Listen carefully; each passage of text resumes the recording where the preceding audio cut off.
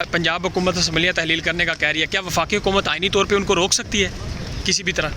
देखें, दो तीन तरीके हैं जो अंडर कंसिडरेशन भी हैं। एक तो उनको कहा जा सकता है कि आप वोट एतमाद का वोट लें।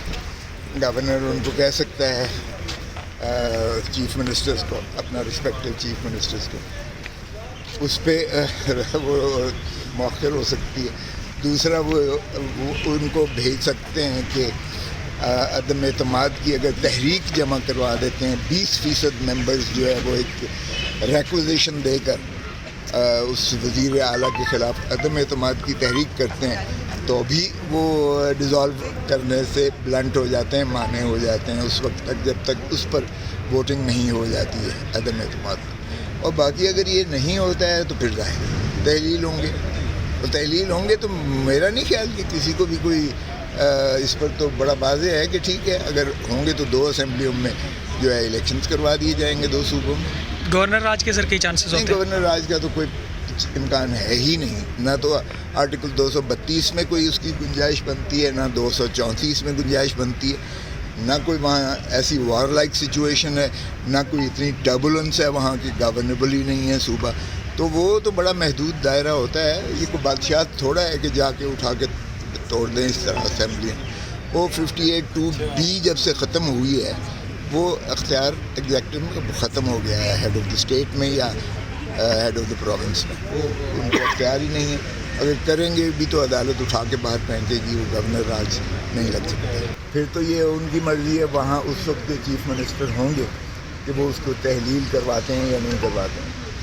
बाकी हिंदुस्तान में भी देखें आप, मरकज़ में इलेक्शंस जो है वो मुख्तलिफ़ तारीख़ पर होते हैं, सूबों के मुख्तलिफ़ तारीख़ पर हो रहे होते हैं। तो ये कोई पाबंदी नहीं है, आइनी कोई कदगन नहीं है। अलग-अलग इलेक्शंस हो सकते हैं, सूबों के अलग तारीख़ पर हो सकते हैं और मरकज़ के जो है वो अलग तारीख़ पर हो सकते हैं। अच्छा सर, आसिफ अली जरदारी ने कहा है कि जनरल इलेक्शन के लिए हम तैयार हैं अगर पंजाब और KP की असम्बली तहलील होती हैं। असमा शराजी को उन्होंने इंटरव्यू दिया इस हवाले से। नहीं, वो हमारा ये था कि अगर बाकी ये संजीदा है, मोहतरम इमरान खान साहब संजीदा हैं, तो फिर पहले अपनी असम्बलियाँ तो तहलील करें। ये जो कह रहे हैं कि जनरल इलेक्शन मुल्क में करवाएं, जो सूबे इनके पास हैं उनको तो तहलील करें, वो ये बात की गई थी। और अब भी जो कह रहे हैं कि वो कह रहे हैं कि सदर तुम्हारा अभी तक तुम्हारा है, उसको भी फिर कहो मुस्ताफ़ ही हो जाए। फिर अगर इस्तीफ़े ही देने हैं तो आप सेनेट से भी इस्तीफ़े दीजिए, आप सेनेट में भी तो हैं। आप इसी तरह सिंध में भी आपकी है, वहाँ भी आप फिर जो है इस्तीफ़े दें। और इसी तरह आपकी जो है अपना वो बलूचिस्तान में भी है। और फिर आपकी 2 हुकूमतें ऑलरेडी हैं, KPK में भी, ये गिलगित बल्तिस्तान भी आपके पास है, और आज़ाद जम्मू एंड कश्मीर की हुकूमत भी आपके पास है। फिर अगर आपको इतना ही शौक़ है सारे प्रोसेस बकौल आपके गलीज़ निज़ाम से निकलने का, तो फिर उनको भी निकालिएगा। क्या वो ठीक है? और फिर आप उन्हीं असेंबलीज़ में दोबारा लड़के आ रहे हैं, फिर वो पवित्र हो जाएगा। तो इस तरह मेरे ख्याल में मिल बैठ कर जो है मामलात को तय करने में, एक सियासी अमल के को जारी और सारी रखने में ही बेहतरी है इस मुल्क की। अभी आप 47 अरब रुपया जो है इलेक्शन कमीशन मांग रही है जनरल इलेक्शन के लिए, 20 अरब इजाफी मांग रही है रकम। हमारे पास ज़रा रियासत का माली हालात को देखते हुए, मलहूज़ करते हुए, 2 सूबे सैलाब में डूबे हुए हैं, वहाँ कहाँ इलेक्शंस हो सकते हैं।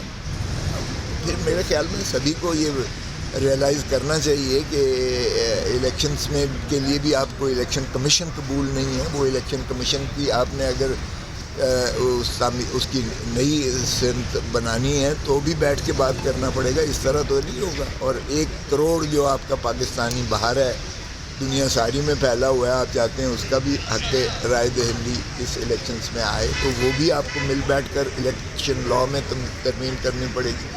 फिर आप कहते हैं EVM के ज़रिए उस मशीन से वोटिंग हो, उसको भी आपको इलेक्शन लॉ में लाना पड़ेगा, वगरना ऐसे हवा में तो बातें नहीं होती हैं। तो ये सारी चीज़ों का आपको अहाता करना पड़ेगा और ये सारी चीज़ें मिल बैठ कर करना होंगी।